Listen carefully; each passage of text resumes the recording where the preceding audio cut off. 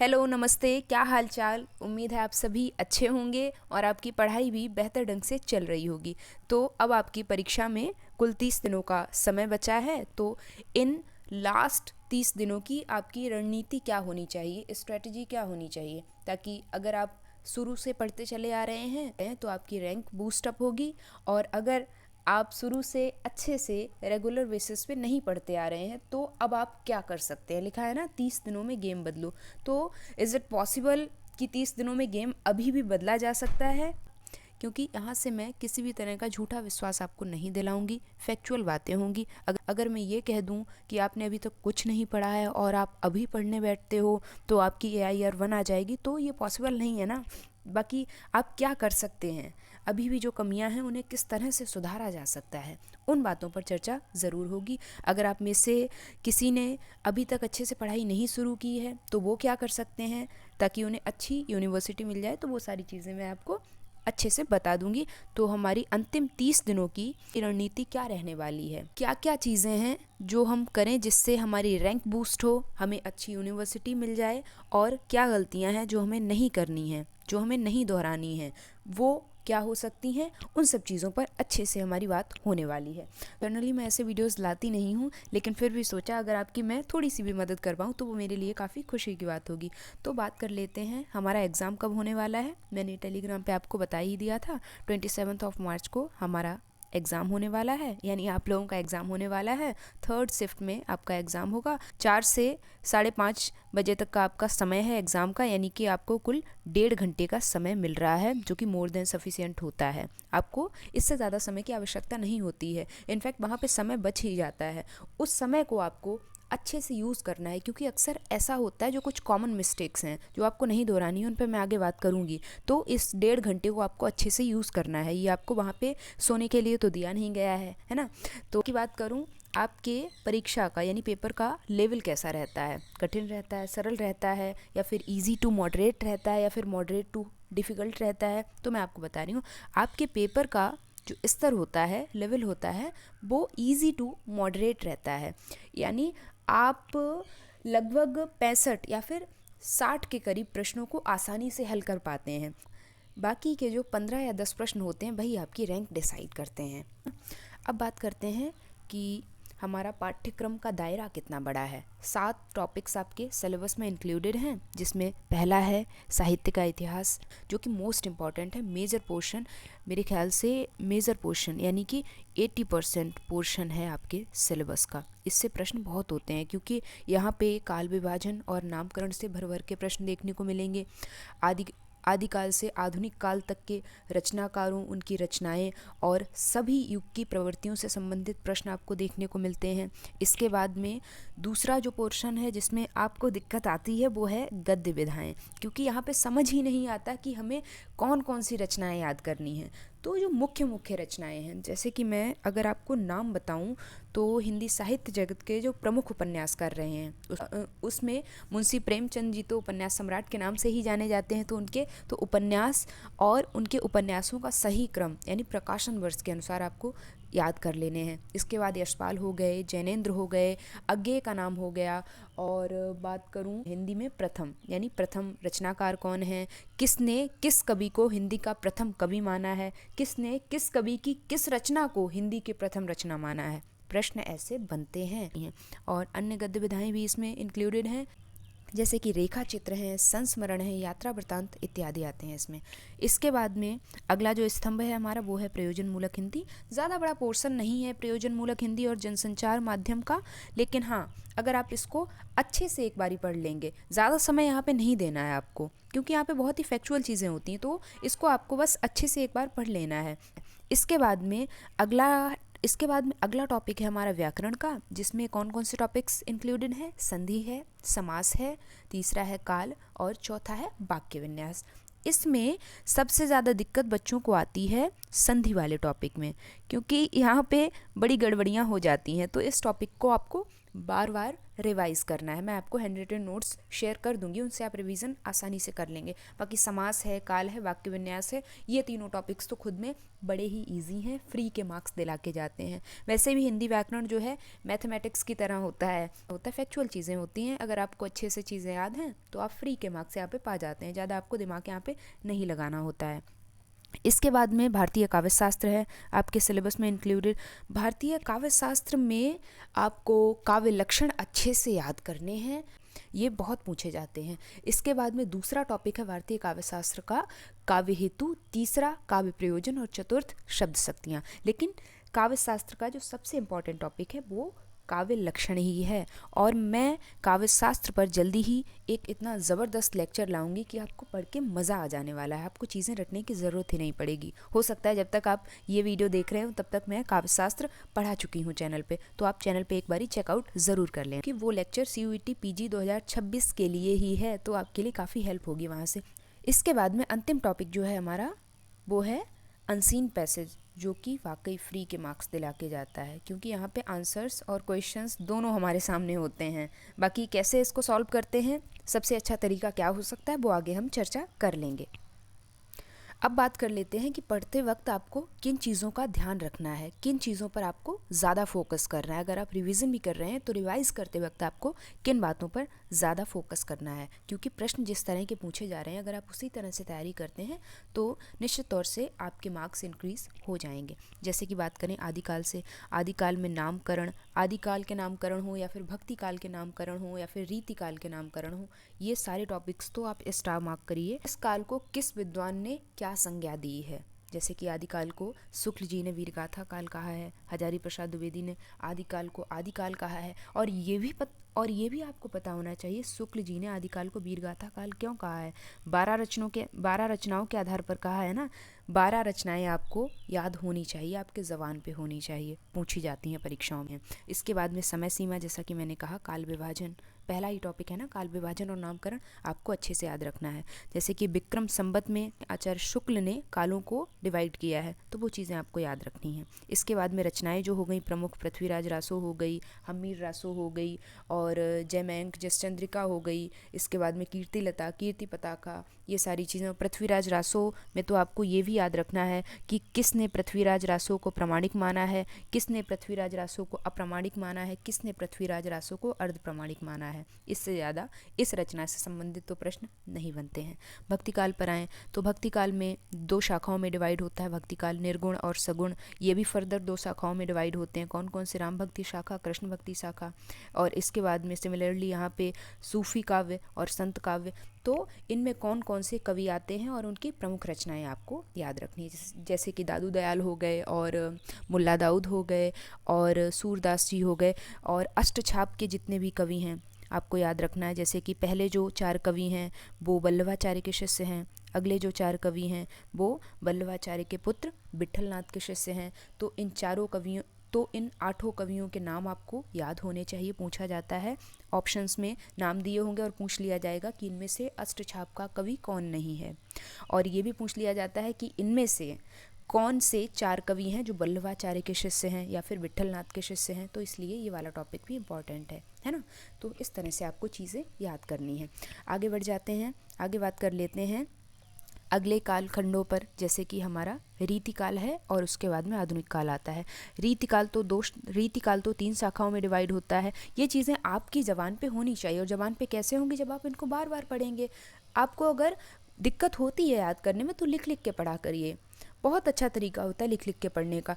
और लिख लिख के पढ़ते टाइम भी आप चार्ट बना के पढ़ा करिए। जैसे कि आपने रीतिकाल लिखा है एक जगह पे, उसके चारों तरफ एक सर्कल मारा और 3 एरोज बनाए, क्योंकि रीतिकाल 3 कालखंडों में डिवाइड होता है। पहला आता है यहाँ पे रीतिबद्ध काव्यधारा, और ये याद रखना है कि इस काव्यधारा के प्रमुख कवि कौन कौन है। आचार्य केशवदास हैं, देव हैं, मतीराम हैं, पद्माकर हैं।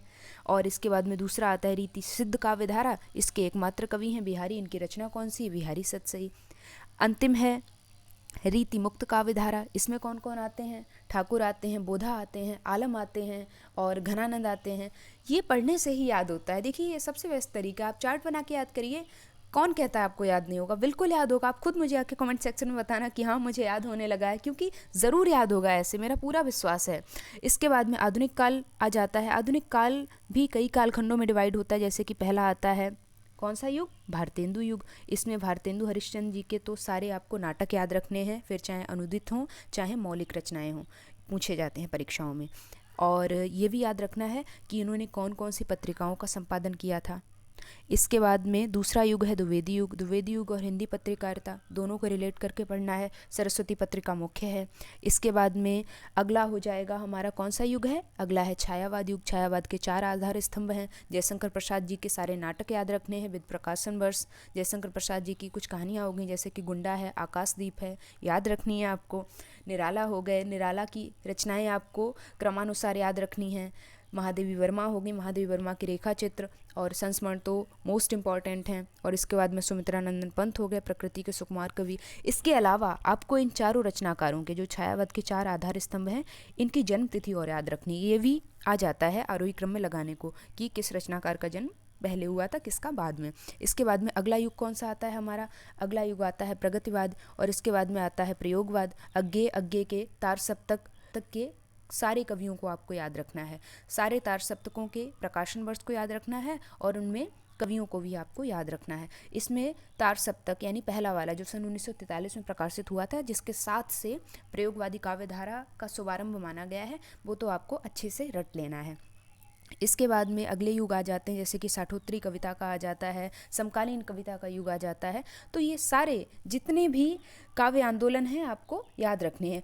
प्रयोगवाद तक तो मोस्ट इम्पॉर्टेंट है, इनको डीपली पढ़ना है। इसके बाद आगे के जो हैं उनमें मुख्य मुख्य रचनाएं आपको याद कर लेनी है। जैसे कि अभी मैं बताऊंगी किस पुस्तक से आपको रिवीजन करना है इन सब चीज़ों का। वैसे तो गोविंद पांडे की पुस्तक, सरस्वती पांडे, गोविंद पांडे सबसे अच्छी पुस्तक रहती है मेरे अनुसार, क्योंकि ज़्यादा मोटी पुस्तक नहीं है। अब अगर आप दृष्टि की पुस्तक ले लेते हैं तो वो तो देख के ही बच्चे को डर लग जाता है। इसीलिए मैं अक्सर कहती हूँ कि आप सरस्वती पांडे और गोविंद पांडे की पुस्तक लें, है ना। तो यहाँ पे ये सारी चीज़ें आपको ध्यान रखनी है। बात कर लेते हैं हमारा अगला जो टॉपिक है सिलेबस का, भारतीय काव्यशास्त्र। इसको मैंने आपको बताया कि मैं आपके लिए एक शानदार लेक्चर ला रही हूँ। हो सकता है आप जब वीडियो देख रहे हो तब तक मैं ला चुकी हूँ, तो वो सारी चीज़ें आप वहाँ से देख लेंगे। वहाँ पे आपको रटने की ज़रूरत नहीं पड़ेगी। यहाँ पे जो चीज़ें लिखी हुई हैं वो आप रिवीजन कर सकते हैं। जैसे कि रस संप्रदाय किसका है? आचार्य भरत मुनि ने इसका प्रवर्तन किया है, अलंकार संप्रदाय का भामा ने। और इनका ग्रंथ भी याद रखना है। कौन सा ग्रंथ है? काव्यालंकार है। रीति संप्रदाय का बामन ने किया है। ग्रंथ कौन सा है? काव्यालंकार सूत्रवृत्ति है। लिख लिख के याद करिए ना। क्यों नहीं याद होगा आपको? कैसे नहीं याद होगा? मैं भी देखती हूँ। आप एक बार लिख लिख के याद करने की कोशिश तो करो। ध्वनि संप्रदाय के प्रवर्तक आचार्य कौन है? आनंदवर्धन है। इनका काव्य लक्षण क्या है? सारी चीज़ें आपको याद रखनी है। वक्रोक्ति के कौन है? कुंतक हैं। ऐसे ही औचित्य के कौन है? क्षेमेंद्र हैं। 6 ही तो आपके संप्रदाय हैं। लो, आपको अभी याद हो गया। और यहाँ से तो प्रश्न, इस टॉपिक से तो प्रश्न देखने को परीक्षा में मिलता ही है। ऐसे ही आपकी शब्द शक्तियों वाला टॉपिक है, छोटा सा टॉपिक है और इस पे बढ़िया सा आपको लेक्चर चैनल पे देखने को मिल ही जाएगा। आपको रटने की ज़रूरत बिल्कुल नहीं पड़ेगी। बाकी आगे बढ़ जाते हैं, बात कर लेते हैं हमारी व्याकरण वाले टॉपिक पे। व्याकरण का जो टॉपिक है मैंने शुरू में ही बताया था, मैथमेटिक्स की तरह होता है, क्योंकि यहाँ पे फैक्चुअल चीज़ें होती हैं। एक बार अगर आपकी इन पे अच्छे से पकड़ बन जाती है टॉपिक्स पे, तो फिर तो आपको फ्री के मार्क्स ही मिल जाते हैं। बात कर लेते हैं हमारे अंतिम टॉपिक पर, हमारा जो 7वां स्तंभ है अपठित गद्यांश का, यानी कि अनसीन पैसेज का। ये तो मुफ्त के अंक हैं, सही में मुफ्त के अंक हैं, फ्री के अंक, क्योंकि यहाँ पे क्वेश्चन भी आपके सामने है और आंसर भी आपके सामने है। अब आपको इसको सॉल्व कैसे करना है, तो आपको सबसे पहले क्या करना है, आपको सीधे पैसेज पढ़ने नहीं बैठ जाना है, क्योंकि इससे आपका टाइम वेस्ट होगा। आपको क्या करना है, सबसे पहले वो ये करना है, 5 प्रश्न दे रखे होंगे, उनको आपको पहले पढ़ना है। ठीक है, आपने प्रश्नों को पढ़ लिया, अब क्या करना है, अब आपको पैसेज पे आ जाना है और सरसरी नज़र से पैसेज को देखना है। और जो कीवर्ड्स हैं, जैसे कि मान लीजिए पैसेज जो है स्वामी विवेकानंद जी पर आधारित है या फिर महात्मा गांधी जी के जीवन के किसी अंश पर आधारित है, तो आपको देख लेना है कि मुख्यतः किस पर केंद्रित है। तो आप जब सरसरी नज़र से पैसेज को देखेंगे तो आपको एक अंदाज़ा लग जाएगा कि इसका विषय क्या है ना। और ये अंदाज़ा लगना ज़रूरी भी है, क्योंकि अक्सर आपसे शीर्षक देने के लिए कह दिया जाता है। जैसे कि एक तो प्रश्न यही देखने को मिल जाता है कि उपयुक्त गद्यांश का सही शीर्षक दीजिए, है ना। तो इसलिए आपको ये चीज़ें याद रखनी है। इसके बाद में तीसरा काम क्या करना है, अब आपको उत्तर देना है, और ये कहीं बाहर से तो देना नहीं है। बाहरी ज्ञान यहाँ पे ज़रूरी ही नहीं, बाहरी ज्ञान की यहाँ पे ज़रूरत ही नहीं है। उत्तर जो है कहाँ पे है, आपके गद्यांश में ही दे रखा है, इसीलिए ये फ्री के मार्क्स होते हैं। और इससे बेहतर तरीका गद्यांश को हल करने का मुझे नहीं लगता कुछ हो सकता है। अब बात कर लेते हैं क्वेश्चंस का पैटर्न कैसा रहता है।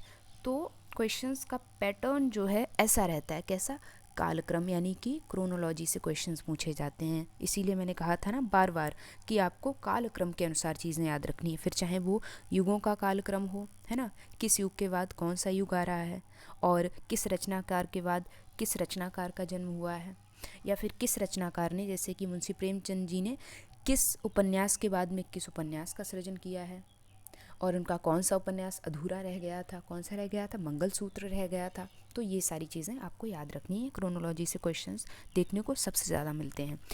अगला जो तरीका है क्वेश्चंस पूछे जाने का वो है मैच द फॉलोइंग। पूछे जाते हैं प्रश्न ऐसे, जैसे कि एक ओर आपको रचनाकार का नाम दे दिया गया, दूसरी ओर उनकी रचनाएं दे दी गई। अब आपको मिलाना होगा कि किस रचनाकार की कौन सी रचना सही होगी। तो मैचिंग से क्वेश्चंस देखने को मिलते हैं। इसके बाद में तीसरा जो तरीका है क्वेश्चंस पूछे जाने का वो है हमारा असर्शन और रीज़न का, कथन और तर्क का। इसमें थोड़ा सा ज़्यादा आपको दिमाग लगाना पड़ता है। तो असर्शन रीज़न वाले क्वेश्चंस जो हैं वो आपकी डीप नॉलेज को चेक करते हैं। इसके बाद में नकारात्मक प्रश्न। नकारात्मक प्रश्न से तात्पर्य है, जो मैंने कहा था ना, जो आपको गलतियां नहीं दोहरानी, वो ये हैं, जैसे कि कहीं पर नहीं लिखा होता है और हम हड़बड़ाहट में पढ़ते ही नहीं है प्रश्न को पूरा। हमें लगता है कि हम तो सर्वज्ञानी हैं, हम तो परम ज्ञानी हैं, तुरंत आंसर टिक करके टाइम बचा के आगे भाग जाएंगे। टाइम कम पड़ता ही नहीं है तो उसको बचाना क्यों है, 1.5 घंटे का समय है, प्रश्न को अच्छे से पढ़ना है। बहुत बार ये गलतियाँ होती हैं, क्योंकि अक्सर ऐसा होता है कि चंद मार्क्स से आपको अच्छी यूनिवर्सिटी मिलने से रह जाती है, आपकी ड्रीम यूनिवर्सिटी मिलने से रह जाती है, बाद में पछताने के अलावा कोई चारा नहीं होता है हमारे पास। इसके बाद में बात कर लेते हैं हमारी बुक्स पर। हालांकि मैंने कई बार आपको बुक्स बताई हैं, आप अगर मेरे चैनल से रेगुलर जुड़े हुए हैं तो आपको पता ही होगा। तो इतिहास वाला जो टॉपिक है, हिंदी साहित्य का इतिहास, जो कि 80% पोर्शन आपका कवर करता है CUET PG के सिलेबस का, इसके लिए आचार्य रामचंद्र शुक्ल की पुस्तक तो है ही महत्वपूर्ण। और आप में से कई लोग ऐसे भी हो सकते हैं जिन लोगों ने इस पुस्तक को पूरा ही छोड़ दिया हो, तो इतनी मुझ पर कृपा कर देना कि आप विश्वनाथ त्रिपाठी की हिंदी साहित्य का सरल इतिहास तो एटलीस्ट पढ़ ही लेना, ताकि आपको अच्छी यूनिवर्सिटी मिल जाए। क्योंकि इन 30 दिनों में आप AIR बन तो नहीं लाएंगे, लेकिन जो चीज़ें हो सकती हैं मेरे एंड से, जो चीज़ें आप कर सकते हैं, तो वो चीज़ें तो मैं आपको बताऊंगी ही। बाकी सरस्वती पांडे और गोविंद पांडे की पुस्तक आपके पास है तो बहुत अच्छी बात है, नहीं है तो इसकी PDF मैं आपको प्रोवाइड करा दूंगी, आगे मैं आपको बताऊंगी। तो इससे आपको रिवीजन करना है बड़े ही अच्छे तरीके से, पॉइंट्स में चीज़ें इसमें लिखी हुई हैं, इसीलिए ये पुस्तक मुझे काफ़ी अच्छी लगती है। और इसके बाद में व्याकरण के लिए बात करूँ, कई पुस्तकें हैं मार्केट में प्रचलित, आप ले सकते हैं, लेकिन व्याकरण के लिए तो मैं जनरली सजेस्ट नहीं करती हूँ कोई बुक खरीदना, क्योंकि यूट्यूब पे इतना कंटेंट अवेलेबल है, आप उसका लुत्फ उठाइए और उसका यूज़ करिए। मोबाइल में रिचार्ज खाली रील्स देखने के लिए तो कराते नहीं हैं आप, तो उसका सदुपयोग भी करिए। बाकी इसके नोट्स तो मैं आपको प्रोवाइड करा ही दूंगी सारे ही टॉपिक्स से, मुख्यतः सारे ही टॉपिक्स के, मुख्यतः संधि जिसमें आपको सबसे ज़्यादा दिक्कत आती है। इसके बाद में आता है हमारा तीसरा काम, रिवीजन, जो कि मोस्ट इम्पॉर्टेंट है। अगर आप रिवीजन नहीं करेंगे, फिर चाहे आप सर्वज्ञानी हो, तो वो आपका ज्ञान जो है धरा का धरा रह जाएगा। रिवीजन कहाँ से करना है, PYQs आपको ज़रूर सॉल्व करने हैं। और अगर आपने मॉक टेस्ट वगैरह की कोई सीरीज़ ले रखी है किसी भी ऐप पे, तो उसको आप अच्छे से यूज़ करिए। अभी तक तो हमने बात की क्या चीज़ें हमें करनी चाहिए, क्या नहीं करनी चाहिए। अब आइए, 3 चीज़ें हमें करनी है हमारे लास्ट दिनों में। पहला काम है रिवीजन करना है, रिवीजन बार बार करना है, अपने नोट्स से करिए, अगर बना रखे हैं, नहीं बना रखे हैं तो सरस्वती पांडे गोविंद पांडे की पुस्तक से रिवीजन करिए। दूसरा काम है मॉक टेस्ट का। मैंने बताया, अगर आपने मॉक टेस्ट की कोई सीरीज़ ले रखी है किसी ऐप पे, तो उसको आप अच्छे से यूज़ करिए। नहीं ले रखी है तो आपके लिए मैंने काम कर रखा है, वो ये कि PYQs की सीरीज़ आपको मेरे चैनल की फॉलो करनी है। दूसरा काम क्या करना है, दूसरा काम ये है कि चैनल पे मैं 50 प्रश्नों की, 50 मोस्ट एक्सपेक्टेड क्वेश्चंस की, जिसमें आपके PYQs भी इंक्लूडेड हैं, वो सीरीज़ मैं चैनल पे चला रही हूँ। उसके कई वीडियोस ऑलरेडी आपको चैनल पे देखने को मिल जाएंगे और भविष्य में भी मिलते रहेंगे, तो इसको आप फॉलो करिए, क्योंकि यहाँ पे भी 50 प्रश्न आपके मॉक टेस्ट की तरह ही काम कर रहे होते हैं। इसीलिए मैं कहती हूँ मुझसे पहले आप उत्तर देने का प्रयास किया करिए, ठीक है। 2 काम हो जाएंगे। इसके बाद में अगला जो काम है, तीसरा काम, वो ये है आपकी जो कमज़ोर कड़ियाँ हैं, जिनको अभी आप सुधार सकते हैं, वो आपको सुधार लेनी है। क्या, जैसे आपने कोई प्रश्न सॉल्व किया, उसका उत्तर आपने गलत दे दिया तो आप उसको नोट डाउन ज़रूर कर लीजिएगा, ताकि आप बाद में रिवाइज कर पाएँ कि यहाँ पे मुझसे गलती हुई थी। अब आइए इस चैनल से आपकी क्या मदद हो सकती है। जो प्लेलिस्ट आपको फॉलो करनी चाहिए वो हैं 3 प्लेलिस्ट जो कि मुख्य हैं। सबसे पहली तो है PYQs की प्लेलिस्ट। इसमें मैंने 2021 से लेके 2025 तक के सभी प्रश्न पत्रों को बहुत ही डिटेल में हल कराया है। इसके बाद में दूसरी जो प्लेलिस्ट है वो है आचार्य रामचंद्र शुक्ल जी के महत्वपूर्ण कथनों की सीरीज़ पूरी। 5 वीडियोज़ हैं और सबसे अच्छी बात इसकी ये है, बड़े ही छोटे छोटे वीडियोज़ हैं, मेरे ख्याल से 8 से 10 मिनट के मात्र वीडियोज़ हैं ये। तो यहाँ पे आचार्य रामचंद्र शुक्ल जी के जो महत्वपूर्ण कथन हैं, जो परीक्षाओं में रिपीट हुए हैं, PYQs हैं, वो मैंने इसमें आपको सारे करा दिए हैं। बड़ी ही बढ़िया सीरीज़ है, आपको मज़ा आ जाएगा। इसके बाद में तीसरी जो सीरीज़ है जिसको मैंने मॉक टेस्ट का नाम दिया है वो है हमारी 50 मोस्ट एक्सपेक्टेड क्वेश्चंस की सीरीज़, जो मैंने आपकी डिमांड पे ही चैनल पे शुरू की है। तो इसको भी ढेर सारा प्यार दीजिए। बाकी मेरी तरफ से तो आपकी हमेशा मदद होती ही रहती है। इसके अलावा आपको टेलीग्राम चैनल और ज्वाइन कर लेना है, जो कि आपका वन स्टॉप सॉल्यूशन होने वाला है। इसको आप हिंदी लिटरेचर हब भी कह सकते हैं, क्योंकि यहाँ पे आपको सारे ही PYQs की PDFs मिल जाएंगी। फिर चाहे वो VHU के PYQs हों, JNU के PYQs हों, या DU के PYQs हों, या फिर CUET PG के PYQs हों। इसके बाद में आपको बुक्स की फ्री PDFs मिल जाती हैं, क्योंकि आप में से कई लोगों के पास बुक्स नहीं होंगी। अभी मैंने कहा था ना, गोविंद पांडे की पुस्तक है, या फिर आचार्य रामचंद्र शुक्ल जी की पुस्तक है, या फिर जितनी भी प्रचलित पुस्तकें हैं, या फिर आप कहेंगे तो आपकी डिमांड पे भी यहाँ पे आपको बुक्स की फ्री PDFs प्रोवाइड करा दी जाती हैं। इसके बाद में सबसे बड़ी बात जो है वो ये कि मैं अपने हैंड रिटन नोट्स शेयर कर देती हूँ। हैंड रिटन नोट्स से तो पढ़ना बहुत आसान हो जाता है, तो वो आपको कहीं पे नहीं मिलेगा, वो आपको यहाँ पे मिलेगा। इसलिए आप टेलीग्राम चैनल ज़रूर ज्वाइन कर लेना। यहाँ से आप इस QR कोड को स्कैन करके भी ज्वाइन कर सकते हैं। बाकी डिस्क्रिप्शन बॉक्स में आपको लिंक भी मिल जाएगी। इन्हीं सब बातों के साथ में हम आज के वीडियो को ख़त्म करते हैं। काफ़ी बातें हुई, और अगर कोई डाउट या क्वेरी है तो कमेंट सेक्शन आपके लिए हमेशा ओपन है, कमेंट करिए। और जो चीज़ें मैंने बताई हैं उनको आप ध्यान ज़रूर रखिएगा। तो अगर आप में से कई लोगों ने अभी पढ़ाई शुरू नहीं भी की है, वो भी काफ़ी अच्छा कर सकते हैं। बाकी पढ़ते रहिए, सीखते रहिए, खुद भी चैनल से जुड़िए, अपने साथियों को भी जोड़िए। Thanks for watching this video.